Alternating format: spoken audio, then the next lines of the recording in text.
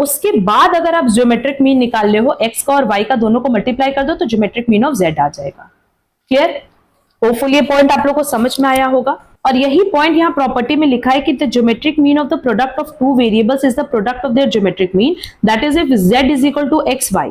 तो geometric mean of z किसके बराबर होगा? Geometric mean of x multiply by geometric mean of y। अब देखो हमने एग्जांपल से समझा दिया, तो होपफुली प्रॉपर्टी आप लोगों को समझ में आई होगी। थर्ड प्रॉपर्टी बिल्कुल सेम है, बस यहाँ मल्टीप्लीकेशन की जगह डिवीजन हो जाएगा। अब देखो अगर मेरे पास x की वैल्यू कितनी थी 25 एंड 4 और y की वैल्यू हमने कितनी ली थी 4 16, z की वैल्यू कितनी आई थी 100 एंड 64। अब यहाँ क्या कह रहा है कि z किसके बराबर हो जाएगा?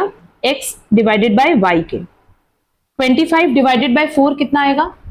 ये हो जाएगा 6.25 एंड 4 डिवाइडेड बाय 16.25। अब प्रॉपर्टी में हमसे कह रहा है कि ज्योमेट्रिक मीन ऑफ z किसके बराबर होगा? Geometric mean of x divided by geometric mean of y।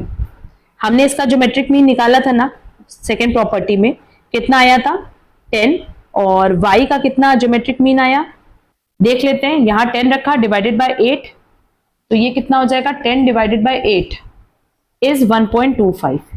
अगर हम इसकी वैल्यू से ज्योमेट्रिक मीन ऑफ z निकालें तो कितना आ जाएगा 6.25 मल्टीप्लाई बाय 0.25, तब भी आपकी वैल्यू कितनी आएगी 1.25। आप सिंपली इसको कैलकुलेटर पे कैलकुलेट करके देख सकते हो।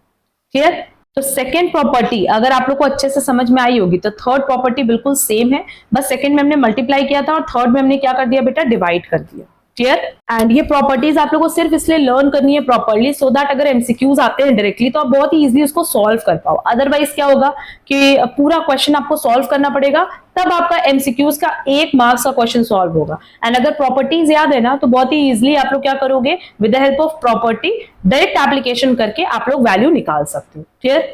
अब उम्मीद करते हैं कि तीनों प्रॉपर्टी आप लोग को बहुत अच्छे से समझ में आई होगी रिलेटेड टू ज्योमेट्रिक मीन। अगर कहीं पे भी कोई डाउट होगा कमेंट बॉक्स में कमेंट करके पूछ सकते हो। अगर ये सीरीज पसंद आ रही है तो प्लीज वीडियो को लाइक कमेंट शेयर जरूर करना। चैनल पे नए हो चैनल सब्सक्राइब जरूर कर देना। अब हम लोग मिलेंगे हमारी नेक्स्ट क्लास में जहां हम लोग डिस्कशन करेंगे about harmonic mean, combined harmonic mean and after that relationship between arithmetic mean, geometric mean and harmonic mean. ठीक है? क्योंकि ये कंप्लीट होने के बाद हमारे पास सिर्फ और सिर्फ मीडियन मतलब नेक्स्ट जो हमारा टॉपिक बचेगा वो रहेगा median and mode. Median and mode में बहुत ज्यादा डिस्कशन है भी नहीं, तो हमारा measure of central tendency almost complete हो जाएगा। अब हम लोग मिलेंगे हमारी नेक्स्ट क्लास में। आज के लिए बस इतना। Thank you so much.